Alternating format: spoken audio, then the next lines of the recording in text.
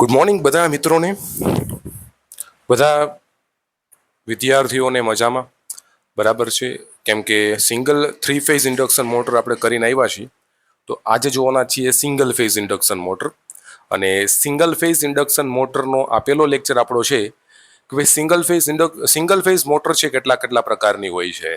Question આવે છે કે નીચેનામાંથી કઈ ઇન્ડક્શન મોટર છે, નીચેનામાંથી કઈ સિંક્રોનસ મોટર છે, નીચેનામાંથી કઈ કોમ્યુટેટર મોટર છે, એવું પૂછે છે. ક્યારેક ક્વેશ્ચન છે આવે છે, બરાબર છે? ઇલેક્ટ્રિકલ અસિસ્ટન્ટના પેપર તમે જોયો છે, ક્યારેક એવા ક્વેશ્ચન છે આવી જાય છે, બરાબર છે?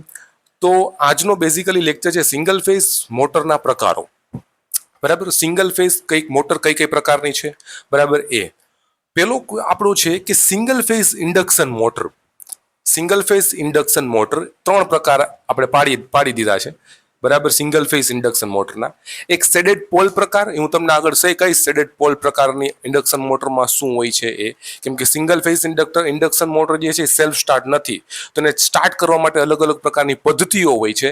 એના પદ્ધતિઓ દ્વારા છે એના પ્રકાર પાડવામાં આવ્યા છે, બરાબર છે? તો ફર્સ્ટ છે સિંગલ ફેઝ ઇન્ડક્શન મોટર.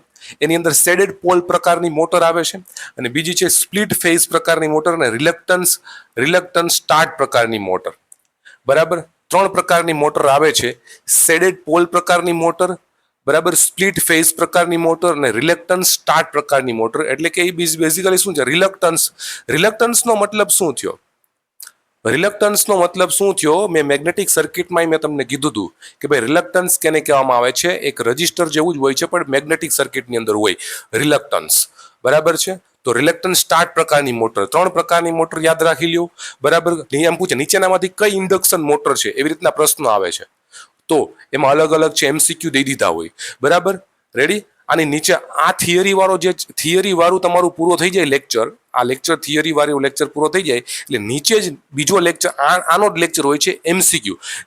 જે આ લેક્ચરમાં થિયરી આપણે ભણી લીધી, બરાબર? થિયરી ભણી લીધા બાદ નીચે MCQ નો વિડીયો જોઈ લેવાનો, બરાબર? એટલે ખબર પડી જાય કે ભાઈ કેવા MCQ પૂછાય છે આ લેક્ચરમાંથી, આ ટોપિકમાંથી, બરાબર છે? તો પેલા છે શેડેડ પોલ પ્રકારની મોટર, સ્પ્લિટ ફેઝ પ્રકારની મોટર અને રિલક્ટન્ટ સ્ટાર્ટ પ્રકારની મોટર. 3 પ્રકારની મોટરો હોય છે. પછી આવે છે આપણી પાસે સિંગલ ફેઝ સિંક્રોનસ મોટર. હા, સિંગલ ફેઝ ઇન્ડક્શન મોટર હોય એવી રીતના સિંગલ ફેઝ સિંક્રોનસ મોટર એ હોય છે. તો એની અંદર છે એ શું હોય છે? સિંક્રોનસ મોટર તો એક તો હોય સિંગલ ફેઝ પ્રકારની, બીજી છે હિસ્ટ્રીસિસ મોટર, બરાબર? MCQ માં નાખી દે નીચેનામાંથી કઈ સિંગલ ફેઝ સિંક્રોનસ મોટર છે, અને એની નીચે છે હિસ્ટ્રીસિસ મોટરનો ઓપ્શન હોય તો હિસ્ટ્રીસિસ મોટર છે એનો સાચો આન્સર થઈ જાય છે, બરાબર છે? પછી આવે છે સિંગલ ફેઝ કોમ્યુટેટર મોટર. તો કે ભાઈ સિંગલ ફેઝ કોમ્યુટેટર મોટર વળી શું છે, બરાબર છે? હોય છે અમુક સ્પેશિયલ મોટર, બરાબર? AC સિરીઝ મોટર, બરાબર? એક સિંગલ ફેઝ કોમ્યુટેટર મોટર છે, કોમ્યુટેટર વાળી મોટર. એમ સિંગલ ફેઝ કોમ્યુટેટર, એની અંદર કોમ્યુટેટર હોય એવી મોટર, બરાબર?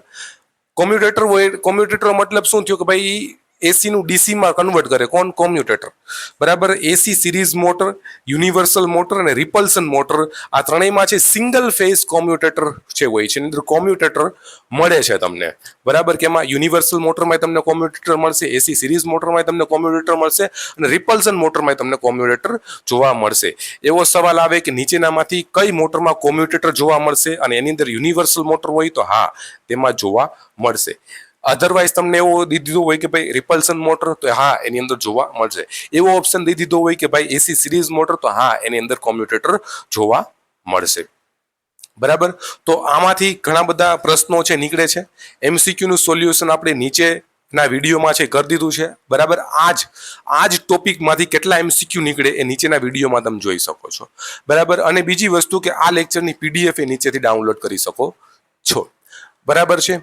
ઓકે, તો થેન્ક યુ ગાઈઝ. મળીએ આપણે આપણા નેક્સ્ટ લેક્ચરમાં કે ભાઈ સિંગલ ફેઝ ઇન્ડક્શન મોટરનું કાર્ય પદ્ધતિ અને સિંગલ ફેઝ ઇન્ડક્શન મોટર શું કામે સેલ્ફ સ્ટાર્ટ નથી, પોતેથી શું કામે સ્ટાર્ટ નથી થતી, બરાબર? એને ચાલુ કરવા માટે છે બીજા કોઈ બહારથી એને જરૂર પડે છે ચાલુ કરવા માટે, તો એવું શું કામે થાય છે એ આપણે કાલના લેક્ચરમાં આપણે જોઈએ, બરાબર છે? સિંગલ ફેઝ ઇન્ડક્શન મોટર શું કામે સેલ્ફ સ્ટાર્ટ નથી. ઓકે, તો મળીએ આપણે નેક્સ્ટ લેક્ચરમાં. Thank you guys, bye bye. જય હિન્દ, જય ભારત. આવી જ રીતના પ્રિપેરેશન જે કરતા રહ્યો.